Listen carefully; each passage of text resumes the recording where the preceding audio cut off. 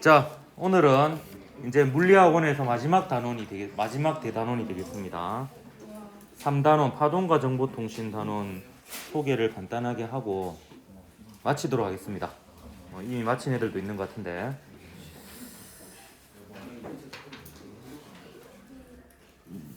내가 얘기할 차례다. 뭐 종이 접기 하나? 뭐 접나? 아니요. 자르고 있어. 자르고 있어. 네, 잘못 봤네. 파동과 정보통신 단원은 두 개의 중단원으로 이루어져 있습니다. 파동의 성질과 활용, 빛과 물질의 이중성 이렇게 이루어져 있고요. 첫 번째 중단원에서 대부분 파동에 대한 기본적인 내용들을 다 설명하고 있습니다. 첫 번째 소단원 다음 시간에 할 내용인데요. 파동의 진행과 굴절에서는 파동의 여러 가지 그 요소들, 파장, 주기 이런 것들 있죠. 이런 것들하고 파동의 전파 속력에 대한 얘기가 나옵니다. 파동의 전파 속력이 매질에 따라서 달라지는데요. 그 때문에 매질의 경계면에서는 파동이 꺾이게 됩니다. 그 현상이 굴절이고요. 굴절 현상의 연장선에 있는 게 전반사입니다. 그래서 이 전반사에 대해서 또 배우게 되겠고요. 이 부분이 문제가 조금 어렵게 되겠습니다. 전자기파의 종류 및 활용에서는 그 전자기파 같은 경우에는 이제 그 빛이 전자기파인데요. 그 전자기파는 파장에 따라서 여러 가지 종류로 분류를 하고요. 그 각 파장 영역대별로 그 실생활에 활용되는 예들에 대해서 배우게 되겠습니다. 그 마지막으로 파동의 간섭은요. 이게 이 단원의 하이라이트라고 볼 수도 있는데요. 파동이라고 하면 그 파동은 항상 간섭 현상을 보이게 됩니다. 그래서 그 간섭이 파동의 고유한 특성이기도 하거든요. 그래서 이 부분은 실험도 같이 한번 해볼 겁니다. 그래서 빛이 간섭하는 것을 결과를 실험을 통해서 한번 살펴볼 거고요. 굴절과 전반사 부분도 실험을 한번 해볼 겁니다. 묶어서 1시간 만에 할까 계획 중입니다. 지금은. 그다음에 두 번째 중단원에서는 이제 광전 효과 얘기부터 시작이 되는데요. 첫 번째 중단원에서는 우리가 듣는 소리와 우리가 보는 빛이 모두 파동이라고 가정하고 모든 걸 설명을 합니다. 당연히 이제 파동인 줄 알았고요. 근데 그 우리가 파동이라고 생각했던 빛이 광전 효과를 설명할 때에는 그 입자로 설명해야지 되는 부분이 있습니다. 그래서 그 아인슈타인이 광전 효과를 설명하는 과정에서 빛의 입자성이 다시 재탄생하게 되었고요. 그 뒤로 이제 드브로이라는 사람이 아인슈타인의 생각을 거꾸로 생각해서 파동이라고 생각했던 빛이 입자라고 볼 수 있다면 우리가 당연히 입자라고 생각하는 전자와 같은 녀석들도 파동처럼 행동하지 않을까라는 얘기가 나옵니다. 그래서 뭔가 판타지 같은 이런 내용의 얘기들이 이 단원에서 등장하게 됩니다. 다음 시간에 배울 내용이 이제 파동의 여러 가지 표현 방법에서 마루, 골, 진폭, 파장, 주기, 진동수, 파동의 전파 속력 이런 것들을 배우게 되는데 오늘 다음 시간에 설명을 하도록 하고 이런 걸 배운다라는 정도만 얘기하고 넘어가도록 하겠습니다. 파동의 굴절은요, 매질에 따른 파동의 전파 속력이 다르기 때문에 매질의 경계면에서 파동이 꺾이는 현상인데 예를 들면 근데 파동은 되게 신기해요.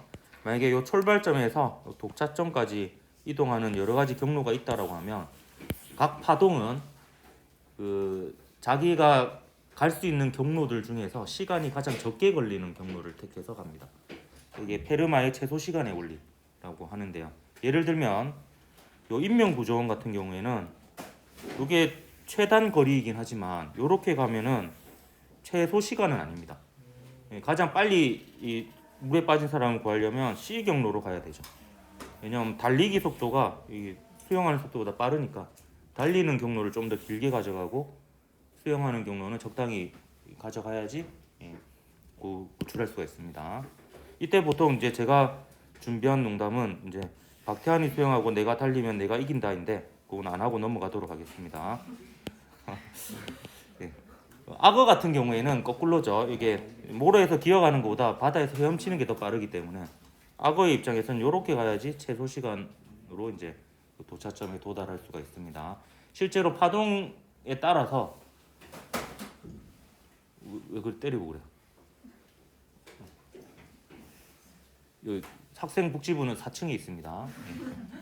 학생 안전부죠. 요새 이름 바뀌어가지고 맨날 바뀌어갖고 그렇습니다. 그래서 굴절에 대해서 얘기가 있을 거고요. 그다음에 분산과 스펙트럼이라는 게 있는데 그 대부분의 파동은 매질이 필요합니다. 파동의 에너지를 전달하는 매개체가 필요한데요. 유일하게 필요 없는 게 전자기파입니다. 전자기파. 이게 동영상이 참 잠시만요.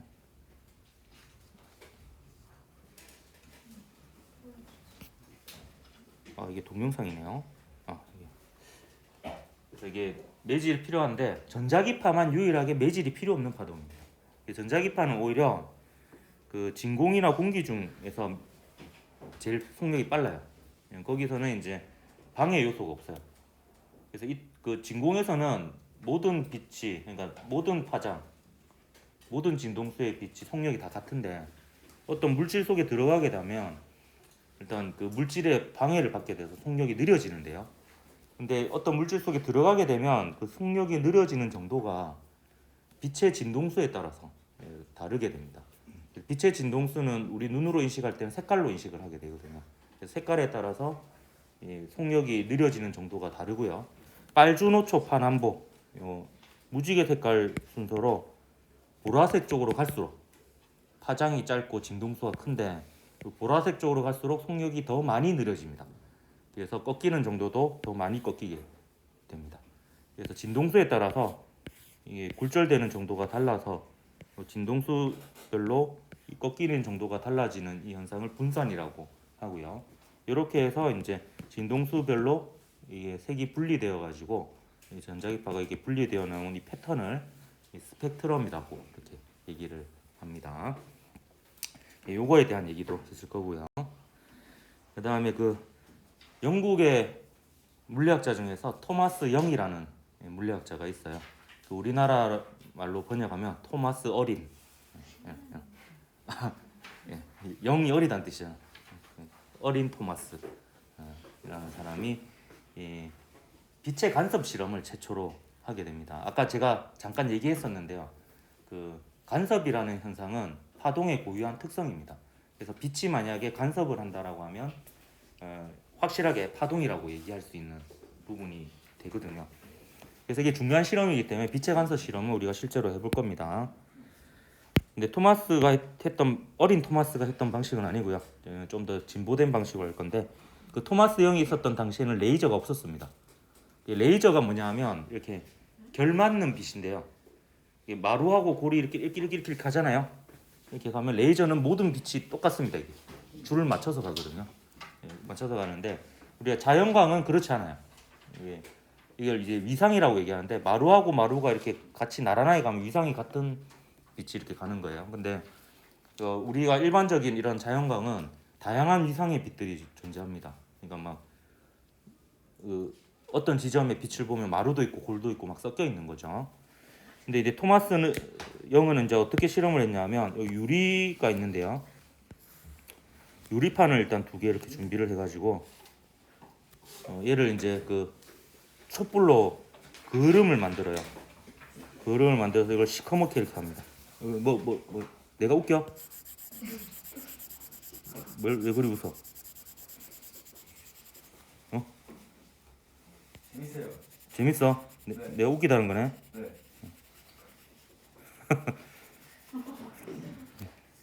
이게 지금 촛불로 그리고 있는 겁니다. 시간이 많이 남아서 이렇게 놀고 있는 거예요. 좀 있으면 교원평가의 시대가 오는데 그 서술형 평가 가끔 읽어보면 되게 재밌거든요. 저는 크게 2개의 평가로 나뉘어집니다. 재미있다와 재미없다로. 취향 차이인 것 같아요. 이렇게 그 촛불로 이렇게 그은 다음에 면도날 있죠, 면도날. 면도날을 측면에서 보면 이렇게 생겼습니다. 요게 날 부분이거든요. 면도날로 이렇게 쓱 그어요. 쓱 그으면 여기에 이제 요 부분이 탁 이렇게 그름이 이렇게 벗겨지겠지. 요게 단일 슬립이 되겠고요. 면도날을 이렇게 2개 겹칩니다. 2개 이렇게 겹치면 여기에 매우 조금 틈으로 이렇게 간격이 벌어진 상태에서 날이 2개가 생기죠. 이 상태에서 이제 잡고 이게 쓱 끄어요. 쓱 끄으면 이게 줄이 두 개 생기겠죠. 이렇게. 요게 이중 슬릿입니다. 그럼 요게 이제 단일 슬릿이 있는 곳이고요. 여기 이중 슬릿이 있는 곳인데 단일 슬릿의 역할은 이게 자연광은 이제 수많은 여러 가지 위상의 빛이 섞여 있는데 이렇게 좁은 틈을 지난 빛은 대체로 그래도 위상이 같은 빛이 되는 거예요. 그래서 이걸 레이저 대신에 쓰는 겁니다. 지금은 레이저 자체가 위상이 맞는 빛이기 때문에 이게 필요 없습니다. 그래서 우리가 실험할 때는 이거 없이 실험을 할 거예요. 바로 레이저를 이중 슬릿에 비출 겁니다.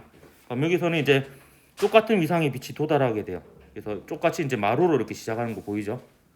마루로 시작하는데 여기 가운데 5점은요. 요 첫 번째 슬릿하고의 거리와 두 번째 슬릿과의 거리가 같기 때문에 똑같은 위상으로 출발한 빛이 똑같은 위상으로 만나게 됩니다. 같은 모양으로 만나니까 두 파동이 더해져서 커지게 되는 거죠. 진폭이. 그래서 밝은 무늬가 나오고요. 근데 얘가 5점으로부터 이렇게 점점 멀어질수록 요 사이 요 녀석하고 거리하고 요 녀석의 거리에 차이가 생기게 돼요. 그 차이가 반파장이 딱 되면 마루하고 골이 뒤집혀서 만나게 됩니다. 반파장이 딱 마루 하나 크기거든요. 그러면 이제 상색 간섭이 일어나서 어두운 무늬가 되고 요 경로 차이가 반파장의 2배가 되면 다시 마루가 되었다가 골이 되었다가 마루가 되는 거니까 이게 다시 똑같은 모양이 돼서 밝은 무늬가 됩니다. 밝고 어둡고 밝은 무늬가 번갈아가면서 나타나는 것을 요 어린 토마스가 처음으로 발견하게 되고요. 그래서 이게 방금 설명한 모든 과정들이 빛이 파동이라는 걸 가정하고 설명을 한 거예요. 그래서 이제 간섭이 나타났다는 것은 요 파동이라는 게 이제 명확하게 돼버리게 된 겁니다. 그래서 빛이 입자냐 파동이냐라는 이제 그런 논란에서 토마스 영이 거의 종지부를 거의 찍었다 이렇게 볼 수 있는 그런 부분이 되겠고요. 일단 그런 이제 얘기가 있을 거고요. 그다음 정상파에 대한 얘기가 있을 건데 정상파는 저기 좀 빨간색은 지금 오른쪽으로 가고 왼쪽으로 가 있고 파란색 파동 오른쪽으로 가고 있죠. 저기는 자유낙하하고 있고요. 보면 이 두 개가 합쳐진 게 요 까만색으로 선을 끈 요 파동입니다. 그래서 동일한 두 파동이 지속적으로 좌우로 만나게 되면 얘네들이 간섭해서 합성파가 마치 제자리에서 진동하는 것처럼 이렇게 형성이 되게 됩니다. 그래서 이러한 파동을 정상파 혹은 정지파라고 얘기합니다. 이것도 물리학에서 좀 중요한 의미를 가지기 때문에 조금 언급하고 넘어갈 겁니다. 예전에는 근데 이게 문제화돼서 많이 나오는데 요새는 요거는 이제 조금 약간 주변 주제로 좀 빠진 상태가 되어 있고 얘는 뭐 많이 이동을 많이 하노? 왜? 뭐? 일로 온다고? 왜 그래?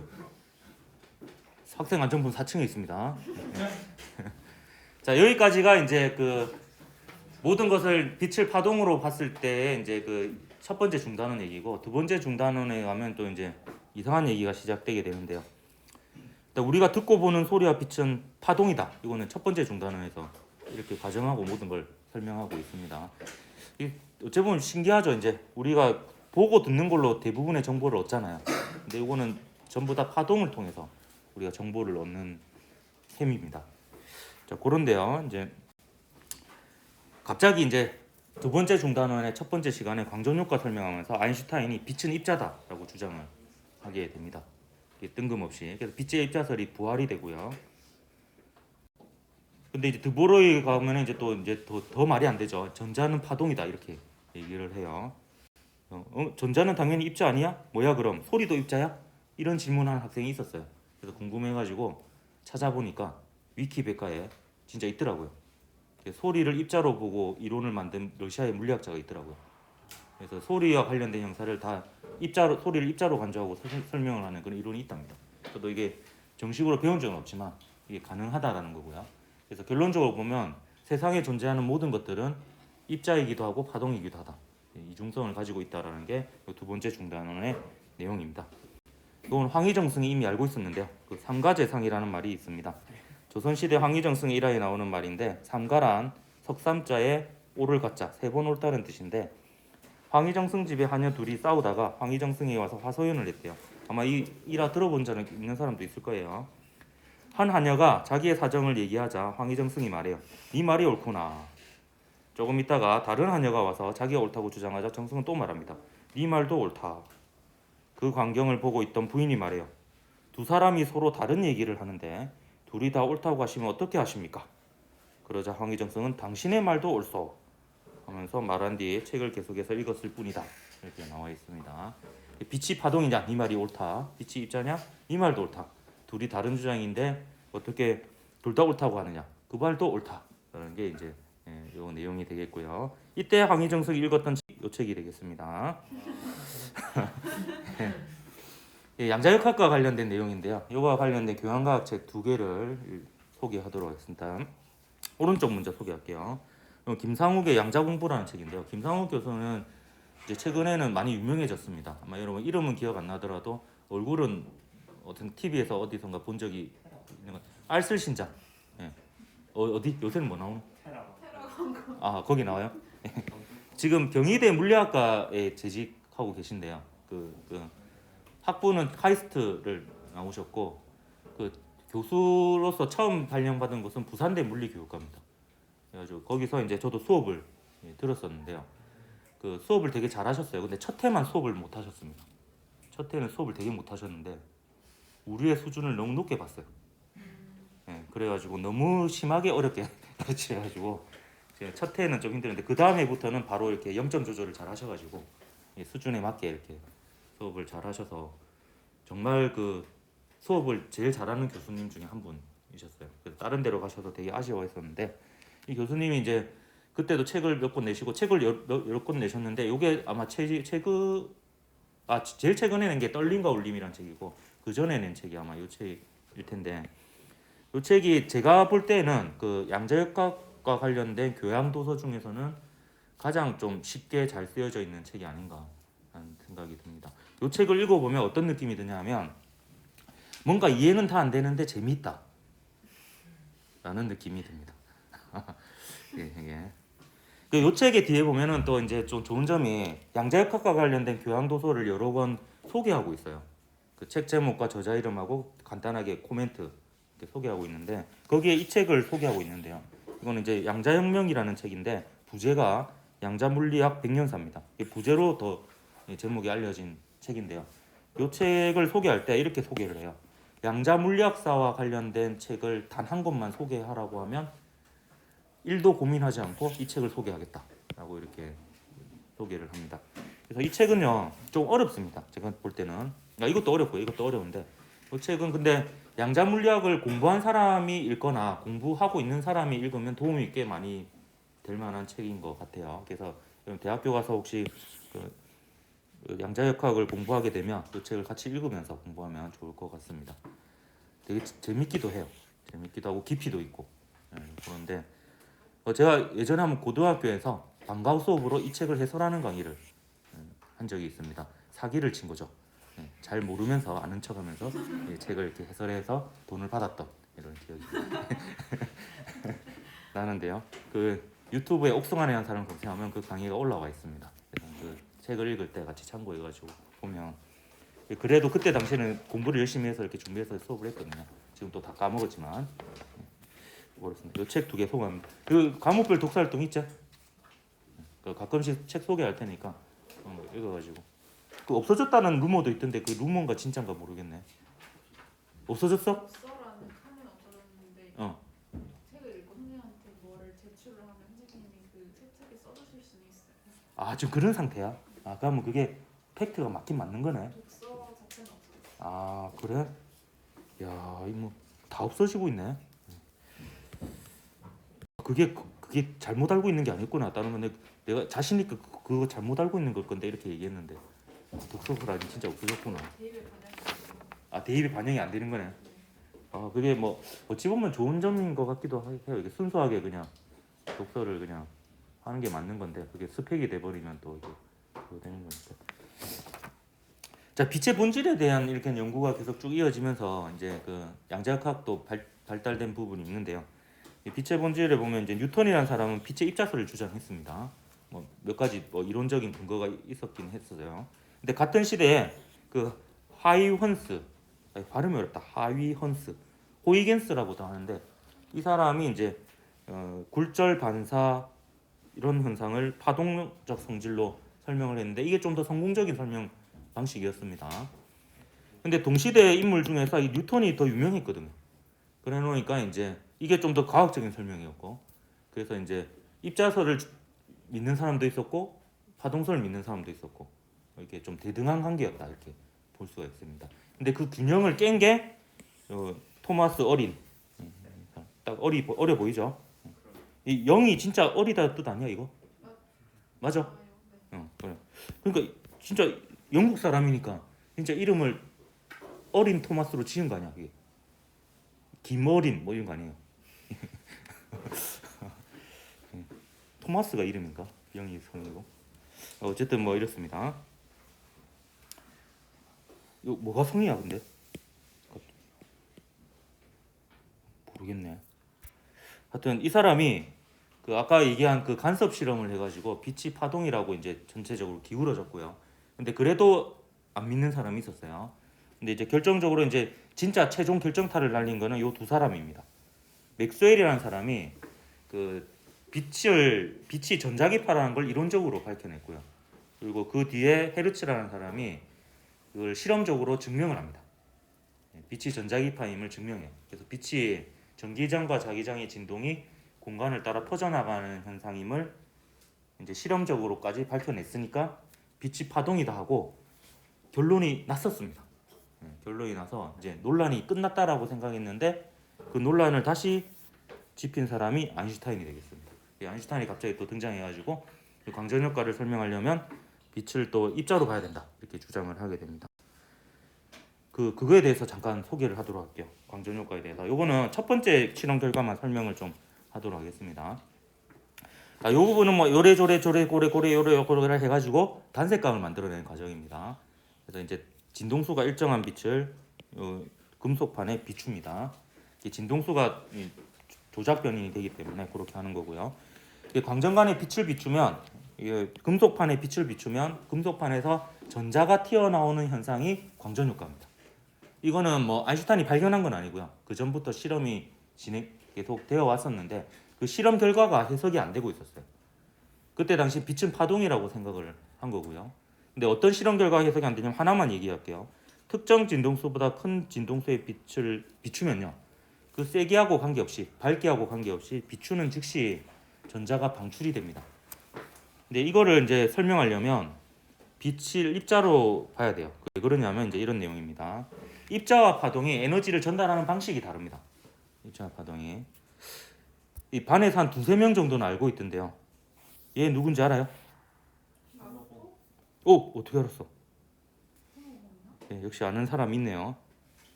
드래곤볼이라는 만화입니다. 여러분은 웹툰을 주로 보지만 우리 때만 해도 그 만화책이 대세였거든요. 이제 드래곤볼 안 본 사람이 거의 없었는데 그 드래곤볼의 주인공 손오공입니다. 왼쪽은 원기옥을 쏘고 있는 거예요. 이 원기옥은 뭐냐면 이렇게 팔을 이렇게 뻗으면 여기 그 기가 모입니다. 에너지의 덩어리예요. 얘를 모은 다음에 한 번에 쏩니다. 요게 입자가 에너지를 전달하는 방식이에요. 한 번에 이제 에너지를 주는 거예요. 한 번에. 근데 오른쪽은 뭐냐면 이게 동작이 있는데요. 에네르기파 그런 게 있습니다.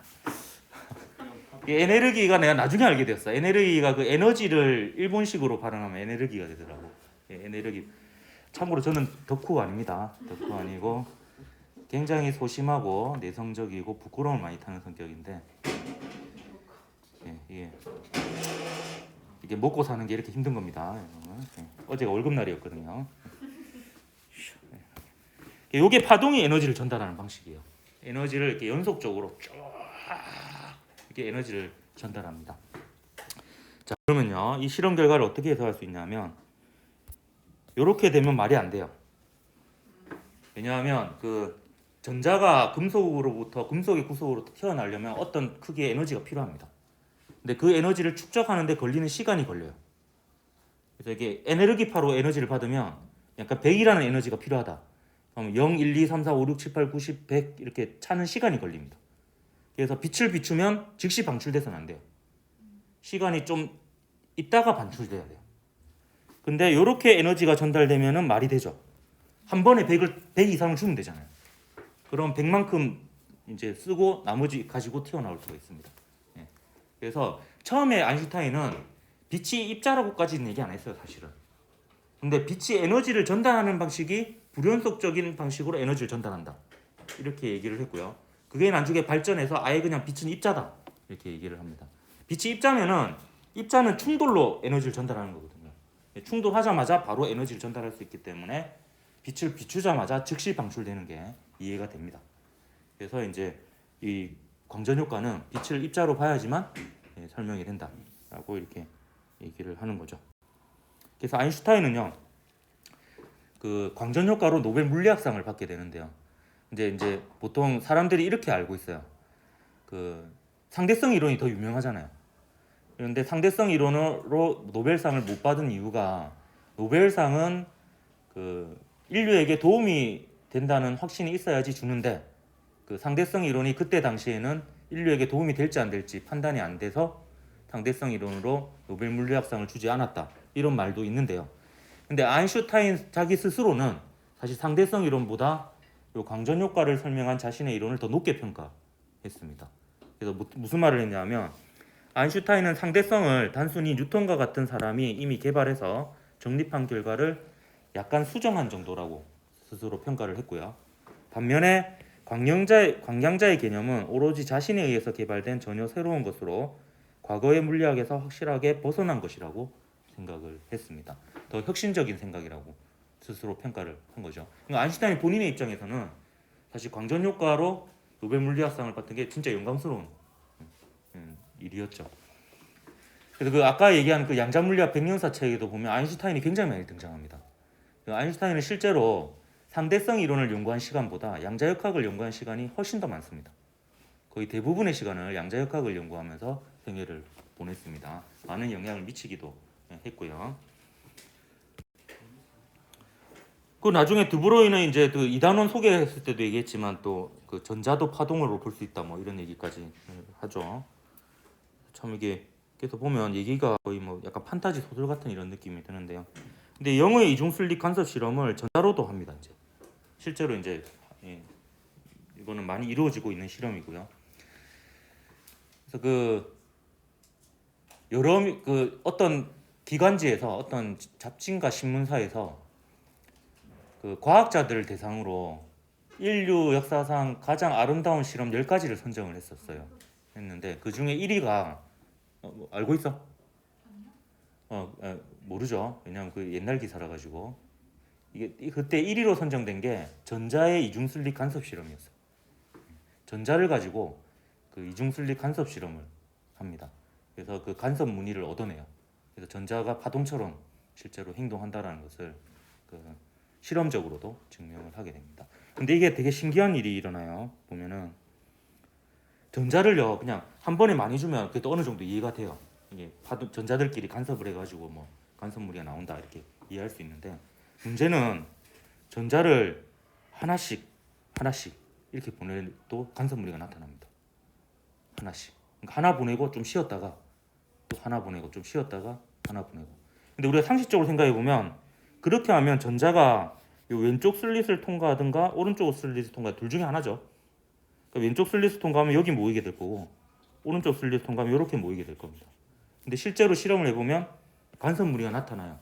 그럼 이건 어떻게 해석할 수밖에 없냐면 전자 하나가 갈 때도 요 전자 하나가 50%는 왼쪽으로 가고 50%는 오른쪽으로 가는 상태인 거예요. 그래서 이제 간섭무늬가 서로 간섭을 해서 간섭무늬가 나타납니다. 근데 이게 신기한 게 어디로 가는지 알고 싶어서 측정을 하잖아요. 측정을 하면 갑자기 얘가 이타처럼 행동합니다. 그래서 실제로 왼쪽으로 통과한 전자는 왼쪽으로 가고 오른쪽 통과는 오른쪽 가고. 근데 그거를 측정하지 않고 어디로 통과하는지 모르는 상태면은 간섭무늬가 나타나요. 이게 뭐 이런 이상한 일이 일어납니다. 이게 사실 이걸 또 그 확대하면은 슈레딩거 고양이 그 문제로까지 가는데요. 뭐 나중에 책을 한번 읽어보거나 다른 설명을 들어보십시오. 이 상태가 그 슈레딩거 고양이가 그 독극물이 있는 병과 함께 상자에 갇혀 있는 상태에서 그 죽었는지 살았는지 모르는 상태고 50%는 죽어 있고 50%는 살아 있는 상태고 요건 뚜껑을 열어서 확인한 결과 상태예요. 그래서 이제 죽어 있거나 살아 있거나 둘 중에 하나가 결정되는 거죠. 그래서 측정을 하고 안 하고에 따라서 그 상태가 또 다른 뭐 이상한 일이 일어납니다. 그래서 이게 나중에 또 확대되면 실제론으로 이어져 가지고 철학적인 논의까지 이어져요. 그래서 달이 존재하냐 안 존재하냐 이런 거 실제로 물리학자들이 의논을 해요. 달을 이제 우주에서 아무도 달을 보지 않으면 달은 과연 존재하는 것인가? 이런 말도 막 나오거든요. 요게 이제 요게 그 김상욱의 양자 공부에서 보면은 요걸로 가지고 다 연관지어 가지고 이렇게 설명을 많이 하고 있습니다. 그래서 그거 한번 읽어보면 좀 재밌어요. 아인슈타인이 또 평생 동안 양자역학 때문에 골머리를 앓습니다. 골머리를 앓고 자기도 이제 진실을 모르는 채로 이제 돌아가신 거죠. 근데 아인슈타인이 위안을 삼았던 말이 뭐 고트홀트 레싱이라는 독일의 극작가가 남긴 말이라고 하는데요. 진실에 대한 열망은 진실에 대한 확실한 소유보다 더 소중하다. 있어 보이죠? 모르는 게 죄가 아니다. 예, 약간 이런 느낌인데요. 좀 멋있는 말인 것 같아요. 또 저도 이제 멋진 말을 몇 개 찾아보니까 이게 오징어 게임에서 제가 스포를 좀 하도록 하겠습니다. 안 보내드렸을 텐데 맨 마지막에 어떤 그 등장인물이 이런 대사를 해요. 저 이 대사가 제일 기억에 남던데요. 이 대사가 자네 돈이 하나도 없는 사람과 돈이 너무 많은 사람의 공통점이 뭔 줄 아나? 사는 게 재미가 없다는 거야 라는 이 말을 하거든요. 근데 이 말은 사실 맞기도 한데요. 그 상상이 좀 필요하죠. 왜냐하면 돈이 많아 있어 본 적이 없으니까. 근데 상상을 해보면 그럴 것 같기도 한데요. 근데 연구 결과에 따르면 연봉이 한 5억에서 10억인가? 근데 그 정도 될 때까지는 연봉과 행복 지수가 비례한대요. 관계도가 굉장히 깊답니다. 그래서 돈을 많이 벌면 그럼 행복해지고 싶으면 돈을 많이 벌면 돼요. 돈을 많이 벌면 행복해진대요. 있는데 근데 그게 어느 정도 수준을 넘어가면 진짜 상관관계가 없어진대. 그래가지고 이제 진짜 부자들은 자기 재산과 행복도가 비례하지 않는 거지. 그렇다고 해요. 그래서 행복해질 수 있는 방법이 이제 돈을 많이 버는 방법이 일단 있습니다. 이런 방법이 있는데 다 조금 더 쉬운 방법이 있어요. 이건 전데요. 이건 제가 한 말입니다. 자네 아는 게 하나도 없는 사람과 아는 게 너무 많은 사람의 공통점이 뭔지 아나? 사는 게 너무 재미있다는 거야.